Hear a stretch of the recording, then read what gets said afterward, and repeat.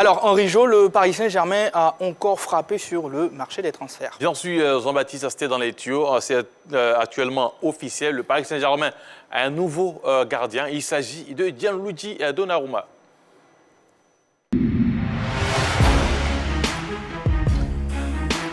Le PSG a officialisé sa nouvelle recrue XXL. Le portier italien, Gianluigi Donnarumma, s'est engagé librement en provenance du Milan AC. Il sort d'une très belle campagne de l'Euro qu'il a remportée avec la Squadra Azzurra. Il a d'ailleurs été élu meilleur joueur de la compétition. Ses stats, 3 clean sheets en 7 matchs disputés et 2 tirs sortis en finale de la compétition face à l'Angleterre. Pressure on a 19-year-old. And now Italy win. Symbole du second sacre européen de son pays, le portier de 22 ans débarque dans la capitale française avec un statut de star. Pourtant, plusieurs médias français sont unanimes que Donnarumma devrait se contenter d'un rôle de doublure de Keylor Navas. Considéré comme le meilleur gardien européen du moment, devrait-il tenir la place de numéro 2 dans l'effectif parisien ?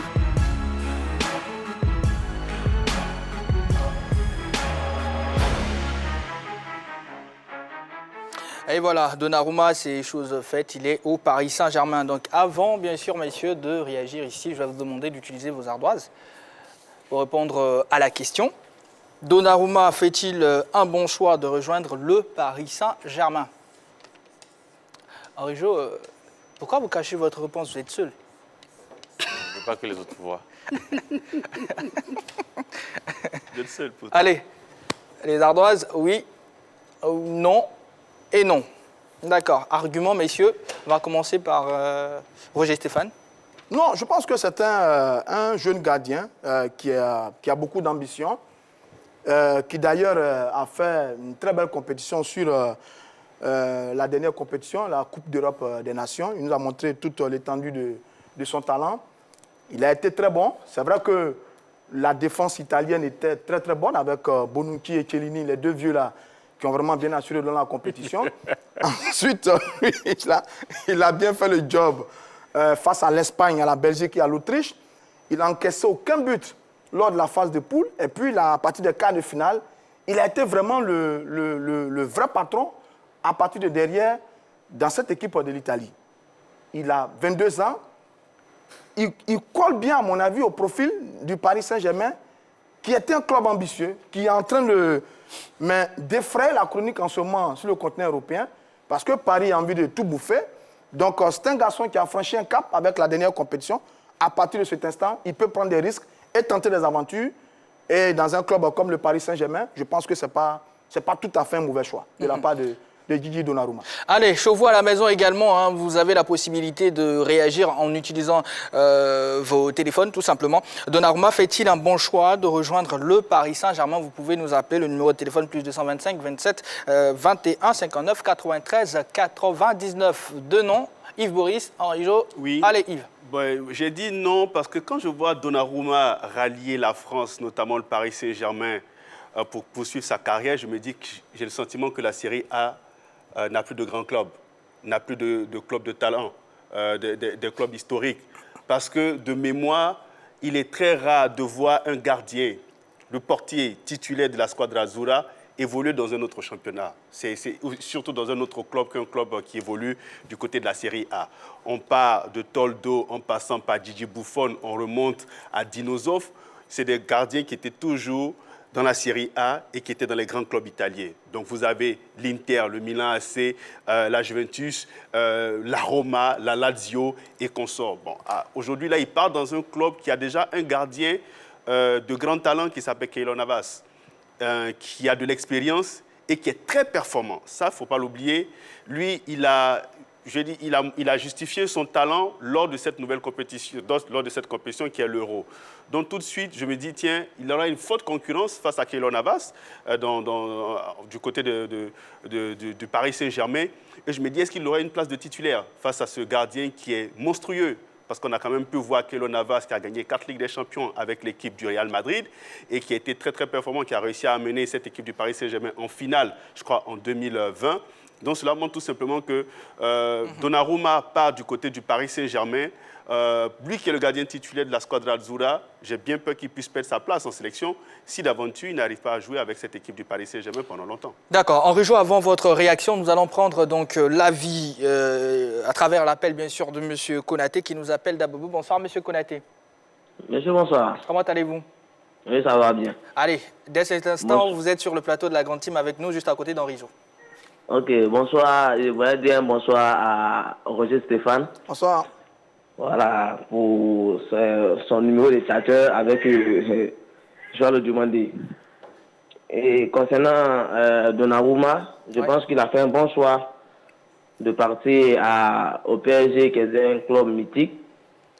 On pense qu'avec son expérience et tout ce qu'il a prouvé lors de l'Euro, il pourra mériter vraiment sa place de titulaire au sein de l'équipe du PSG. Donc pour moi, c'est vraiment un bon choix. Et on lui souhaite tout le bonheur. Et que peut-être sa présence va permettre au PSG de pouvoir soulever la Ligue des Champions. D'accord, parce que ça reste l'objectif majeur. Merci beaucoup, M. Konaté. Ok, merci bien. Et surtout, bonne soirée. Alors, je voulais terminer rapidement pour dire, là, Donnarumma qui rejoint l'équipe du Paris Saint-Germain, mais avant lui, il y a eu 2 portiers italiens qui ont rejoint cette équipe du Paris Saint-Germain, Sirigu, pardon, et puis ensuite Gigi Buffon. On a bien vu que l'aventure là-bas ne s'est pas très bien passée pour ces 2 gardiens-là. Donc, en voyant cette expérience des 2 portiers italiens par le passé, je me dis, tiens, Donnarumma, c'est un mauvais choix. Après aussi, il y a Verratti qui s'en sort bien quand même. Après aussi, on a Navas qui a... Les portiers, c'est différent. D'accord. Est-ce qu'on a Navas qui a 34 ans? Voilà. On n'est pas contre ses performances, il est excellent, mais est-ce que ce n'est pas une manière de sécuriser derrière ce poste-là? Mais c'est exactement ça. Il a 22 ans. 22 ans, ça veut dire qu'il peut jouer au Paris Saint-Germain pendant 10 ans.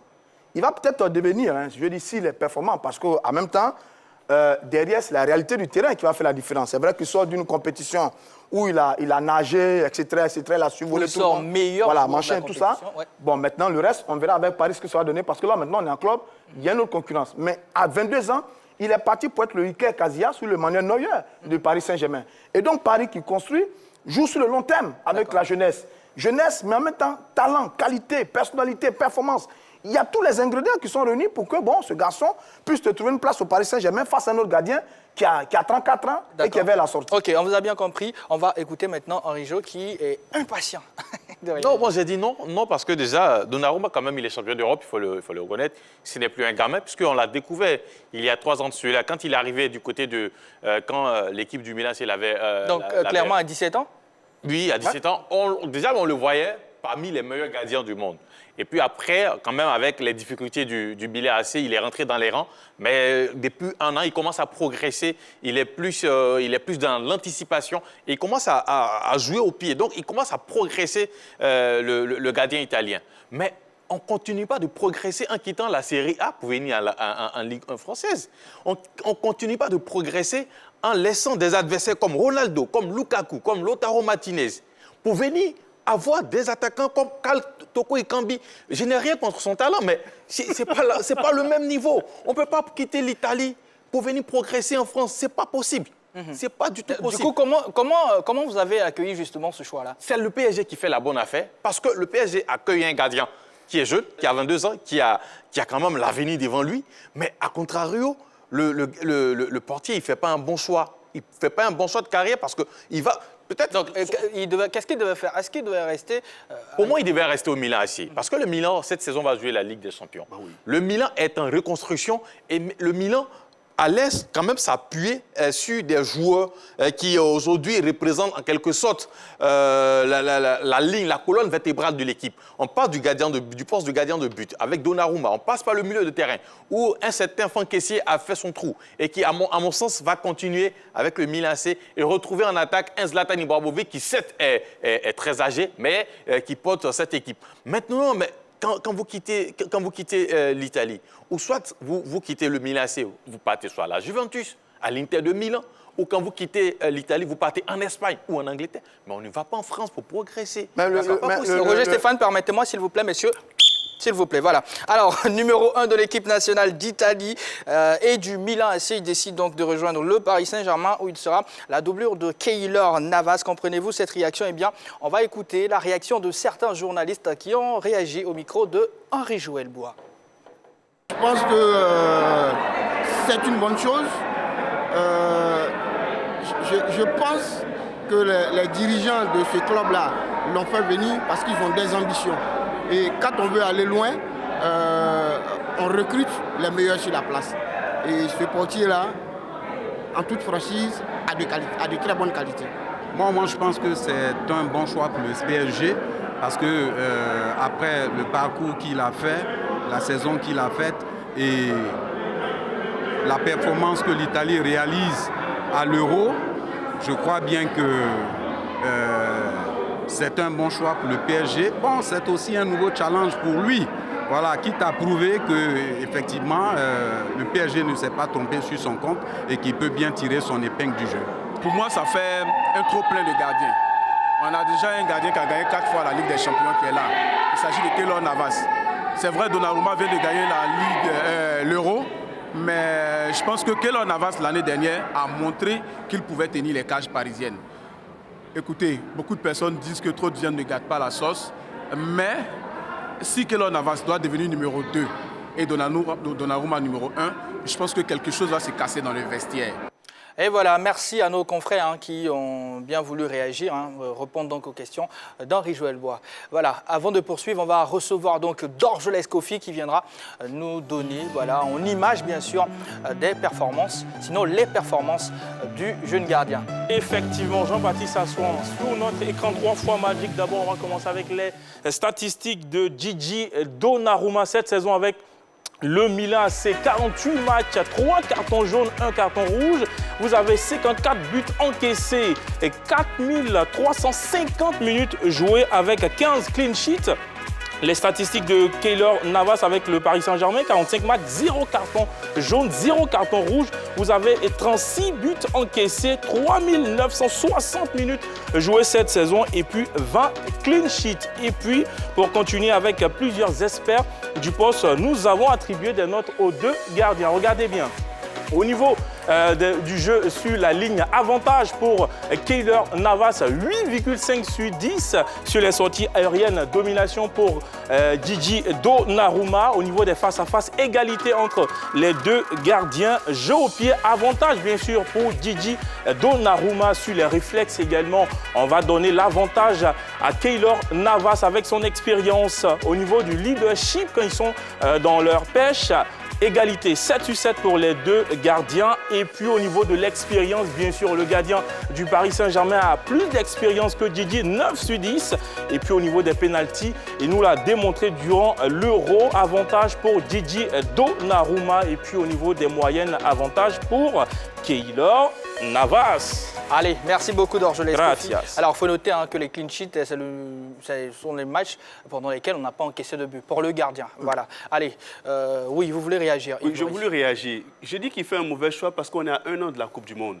Il part du côté du Paris Saint-Germain. Imaginez un seul instant que pendant 6 mois, il n'est pas le gardien titulaire du Paris Saint-Germain. Je ne suis pas sûr et certain que Mancini le voudra comme gardien titulaire de l'équipe de la Squadra Azzurra parce que c'est une formation qui aura l'ambition de gagner la Coupe du Monde l'année prochaine. Donc là, c'est un mauvais choix. Autre chose encore, c'est que comment il s'appelle? Antonio Cassano, ancien joueur de la Squadra Azzurra qui a évolué du côté du Real Madrid, a lâché une bombe en disant qu'il met un peu en doute les capacités, les qualités du gardien italien dans la mesure où quelqu'un qui a terminé meilleur joueur du championnat d'Europe des Nations tout dernièrement ne peut pas se permettre de rallier une équipe du Paris Saint-Germain. Il dit quand vous êtes un meilleur, vous êtes recruté par les meilleurs clubs. Donc, vous n'avez ni le Barça, ni le Real Madrid, ni l'équipe du Bayern Munich et qui a tenté de recruter Donnarumma. Seul le Paris Saint-Germain a recruté, s'est intéressé. Donc, vous êtes en train de... Non, je termine pour dire, non, je donne encore un œil un peu plus averti. Et puis un joueur quand même de la Squadra Azzurra qui compte, qui est Antonio Cassano, qui a joué dans de grands clubs et qui donne son avis sur le départ de Donnarumma du Milan AC du côté du Paris Saint-Germain. Donc quand j'associe un peu tout ça, tous ces événements, tous ces faits, je me dis que Donnarumma n'a pas été bien conseillé par ses agents. C'est pas évident. C'est pas évident parce que quelqu'un qui a pesé dans la balance pour son arrivée au Paris Saint-Germain, c'est l'entraîneur des gardiens du Paris Saint-Germain qui est italien, qui est Spinelli, qui a voulu le garçon et qui l'a. Et donc, sur la concurrence avec Keylor Navas, il a un léger avantage parce qu'il y a un Italien qui est gardien de but au niveau du Paris Saint-Germain. Deuxièmement, en l'état actuel de leur histoire, le Paris Saint-Germain n'a rien envié à l'équipe du Milan AC. Le Paris est beaucoup plus... Sur quel plan? Sur le plan... Sur la forme du moment? Sur la forme du moment. Parce que historiquement... J'ai dit bien en l'état actuel de leur histoire. J'ai bien précisé. Parce que quand même, Milan, c'est un cran au-dessus, historiquement, que le Paris Saint-Germain. Mais en l'état actuel de leur histoire, le Paris Saint-Germain est beaucoup plus ambitieux que l'équipe du Milan AC. Si vous regardez les dernières recrues de Paris, si vous regardez les dernières recrues du Milan AC, il y a quand même un léger avantage pour l'équipe du Paris Saint-Germain. J'ai lu la réaction de Cassano, l'ancien joueur de l'Inter de Milan, qui dit pourquoi il ne va pas au Bayern et tout ça. Mais ça voudrait dire que Neymar, Cavani, Thiago Silva, Marquinhos et autres, Mbappé, eux aussi auraient pu être visés par les grands clubs. Ils ne sont pas allés. Mais ça montre bien qu'au niveau du Paris Saint-Germain, il y a de la qualité. Vous dites qu'il va perdre sa place de titulaire avec le Paris Saint-Germain parce que le niveau de la compétition n'est pas élevé. Et Marco Verratti, qui est patron du milieu de terrain du Paris Saint-Germain et qui est patron de l'équipe de la squadra Azzurra, il n'y a pas de problème en la matière. Je pense que avant la Ligue 1 française. Oui, mais attends, attendez, Paris sur la dernière... Messieurs, s'il vous plaît, messieurs, pas tous ensemble. Voilà. Alors, Paris, vous le laissez terminer, vous aurez la parole. Pour terminer, Paris sur les dernières années, c'est finale de Ligue des Champions, c'est demi-finale de Ligue des Champions, c'est un club qui monte, c'est une équipe qui monte, c'est une équipe qui, contrairement au Milan AC, qui a traversé une crise il n'y a pas longtemps, qui est un peu sur le recrutement des anciens et tout ça, Paris affiche clairement des ambitions très puissantes. Parce que d'ailleurs, si vous regardez le mercato actuel de l'équipe du Paris Saint-Germain, c'est une équipe qui a de la gueule et qui veut aller très loin dans les compétitions. Et donc, prendre un garçon comme ce jeune portier italien, c'est préparer l'avenir, c'est préparer l'avenir, et ça se donne les moyens d'aller très loin en ce qui concerne les différentes victoires sur les compétitions. Voilà, allez, amis téléspectateurs, vous avez la possibilité de nous appeler pour nous donner votre avis. Donnarumma fait-il le bon choix de rejoindre le Paris Saint-Germain? C'est la question qu'on vous pose, voilà, qu'on se pose aussi ici en plateau. Allez-y, Henri. Jusqu'à présent, c'est vrai, les recrutements au Paris Saint-Germain, ça a toujours été clinquant. Depuis Pastore, parce qu'il faisait partie quand même des premiers joueurs de classe mondiale. En passant par Neymar. En passant par Zlatan, par Cavani, Neymar, Mbappé, mais ils sont tous venus au Paris Saint-Germain. Mais finalement, ça a donné quel résultat? Mais ça arrive. Finale de Ligue des Champions. Oui, c'est un peu, ça progressivement. Ensuite, la saison qui suit, demi-finale de Ligue des Champions. Donc, on régresse. On régresse. C'est progressif. Non, mais maintenant, c'est-à-dire, quand on parle du Milan AC, c'est vrai, le Milan AC a connu des difficultés, mais quand on compare les deux équipes, c'est vrai, le Paris Saint-Germain a fait des recrutements clinquants, mais en face, le Milan AC qui n'a pas fait de recrutement, ils ont le même palmarès sur ces 10 dernières années, puisque Paris n'a rien gagné comme le Milan AC. Ils n'ont rien gagné. Alors, et historiquement, on ne quitte pas un club comme le Milan AC pour venir au Paris Saint-Germain. Vous avez parlé de Neymar. Mais Neymar, on connaît combien dans les circonstances dans lesquelles Neymar a quitté le FC Barcelone pour venir à Paris. Il pas moins qu'il est à Paris. Parce que c'est un joueur de classe mondiale. Pas tous ensemble, messieurs. Parce que Barcelone ne voulait pas. Raison pour laquelle ils ont monté les enchères jusqu'à 222 millions d'euros. Du coup, le Paris Saint-Germain a décidé de faire venir le joueur. Derrière, ce n'est pas parce que Barcelone voulait se séparer du joueur. Voilà. Donc aujourd'hui, partir au Paris Saint-Germain, je ne pense pas que pour lui, c'est une progression. Parce que, comme je l'ai dit d'entrée, il quitte quand même les meilleurs attaquants du monde pour aller jouer face à des attaquants qui, pour moi, sont voilà.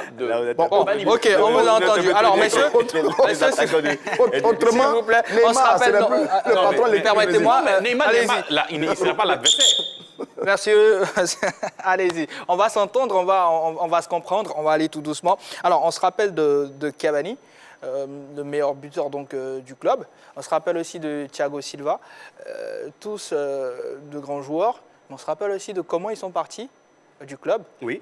Alors, est-ce que vous ne pensez pas que l'arrivée du jeune joueur va donc amener le Paris Saint-Germain à mettre une sorte de pression à Navas? Non, Paris ne prie pas la relève. Là, je suis d'accord, parce que c'est normal. Non, avec les dirigeants de Paris Saint-Germain, moi, je suis d'accord. Je suis d'accord qu'ils fassent venir un garçon comme Donnarumma. Vous dites en même temps que... non, ce que je ne comprends pas... Vous dites en même temps que c'est une bonne opération pour le... Allez-y, attendez. Henri-Jo va se comprendre. Vous dites en même temps que c'est une bonne opération pour le club, mais pas pour le gardien. Pour le joueur. Mais quel joueur, quel gardien devait venir à Paris? Non, mais Allez-y, on va prendre l'appel de M. Sinali qui nous appelle de Gagnoa, qui souhaite vraiment se prononcer sur la question. Bonsoir M. Sinali. Oui, bonsoir la grande team, bonsoir Roger Stéphane, bonsoir. Comment allez-vous M. Sinali?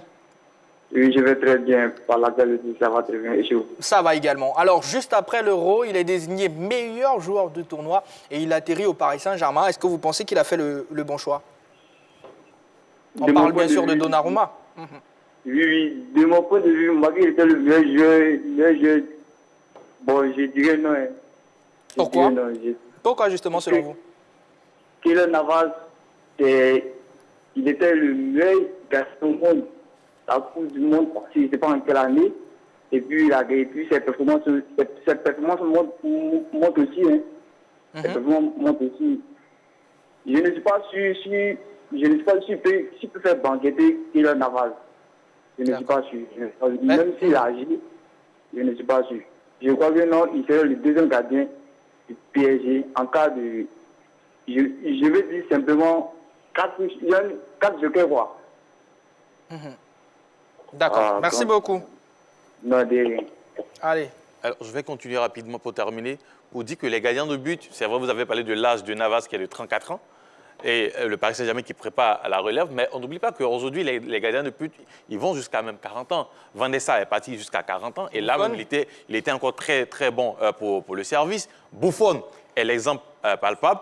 Il y a eu Canizares, le portier espagnol Santiago Canizares, qui jusqu'à 40 ans et continuait d'être performant. Donc aujourd'hui, l'âge pour un gardien de but, ça ne compte pas réellement. Parce que quand on voit un peu Navas depuis qu'il est arrivé au Paris Saint-Germain, tout le monde est unanime en disant que c'est le maillon qui manquait au niveau du Paris Saint-Germain dans sa défense. Keylor Navas, oui. puisque vous en parlez. 2016, 2017, 2018, il participe aux grandes campagnes du Real de Madrid. Bien sûr. Avec la bande à Zidane, n'est-ce pas? Mais ça n'a pas empêché le Real de Madrid de le faire partir de recruter Thibaut Courtois après le Mondial 2018. Qu'est-ce que ça a donné au Real? S'il vous plaît, si ma mémoire est bonne. Donc ça veut dire qu'il est déjà parti. Le même Keylor Navas est confronté à ce même type de problème. Parce que si on peut reprocher à Leonardo sa façon de se séparer de certains des bons joueurs du Paris Saint-Germain, on peut le féliciter également pour la qualité de son recrutement.